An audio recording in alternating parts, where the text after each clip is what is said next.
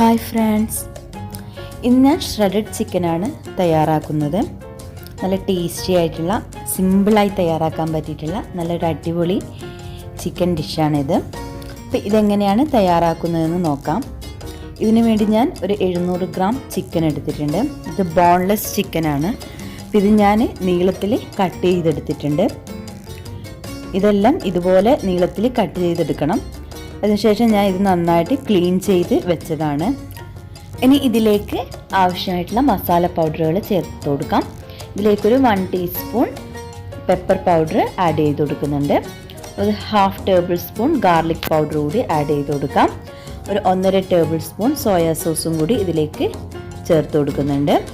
ഇനി ഇതെല്ലാം കൂടി നന്നായിട്ടൊന്ന് മിക്സ് ചെയ്തെടുക്കണം.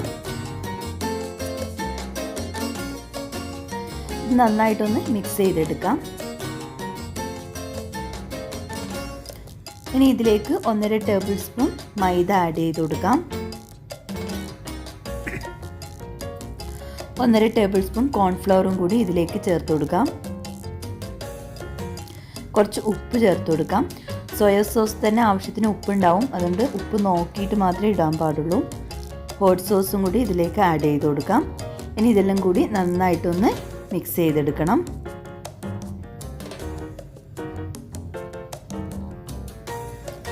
ഇതെല്ലാം മിക്സ് ചെയ്ത് വെച്ചിട്ടുണ്ട്.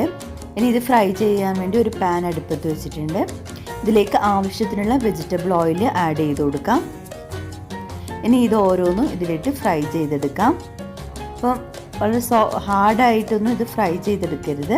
ഒരു സോഫ്റ്റ് ആയിട്ടാണ് നമുക്ക് വേണ്ടത്. ഒരു 10 മിനിറ്റ് 2 സൈഡും കൂടി ഒന്ന് ഫ്രൈ ചെയ്തെടുത്താൽ മതി.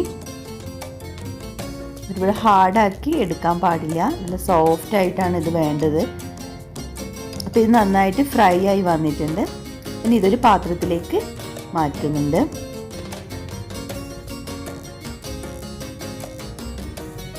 ബാക്കിയുള്ളതും ഇതുപോലെ തന്നെ ഫ്രൈ ചെയ്തെടുക്കുന്നുണ്ട്.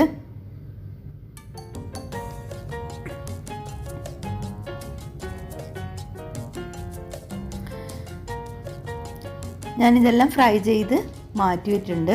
സെയിം പാനിൽ തന്നെ ആ സെയിം ഓയിൽ തന്നെ കുറച്ച് ഒഴിച്ച് അതിലേക്ക് ഞാനിനി ഉള്ളി ആഡ് ചെയ്ത് കൊടുക്കുകയാണ്. ഇത് നീളത്തിൽ കട്ട് ചെയ്തെടുത്തതാണ്.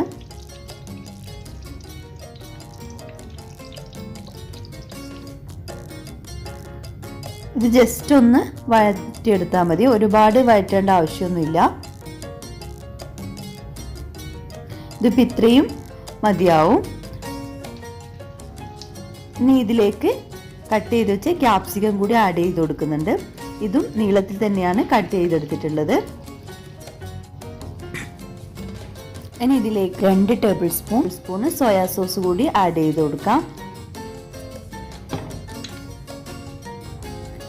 കുറച്ച് ഹോട്ട് സോസും ഇതിലേക്ക് ആഡ് ചെയ്ത് കൊടുക്കുന്നുണ്ട്. അതുപോലെ തന്നെ കുറച്ച് കെച്ചപ്പും കൂടി ഇതിലേക്ക് ആഡ് ചെയ്ത് കൊടുക്കുന്നുണ്ട്. കുറച്ച് വൈറ്റ് എള്ള് ഇട്ട് കൊടുക്കുന്നുണ്ട്. ഇത് ഓപ്ഷനിലാണ്. ഇനി ഇതെല്ലാം നന്നായിട്ടൊന്ന് മിക്സ് ചെയ്തെടുക്കാം.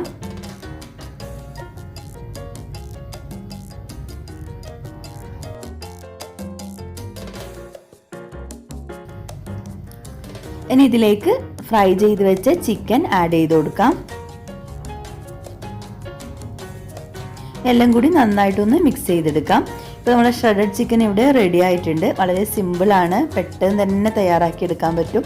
നല്ല ടേസ്റ്റുമാണ് ഇത് കഴിക്കാൻ. എല്ലാവരും ഇത് ട്രൈ ചെയ്ത് നോക്കണം. എന്തായാലും നിങ്ങൾക്ക് എല്ലാവർക്കും ഇഷ്ടപ്പെടും. Thank you.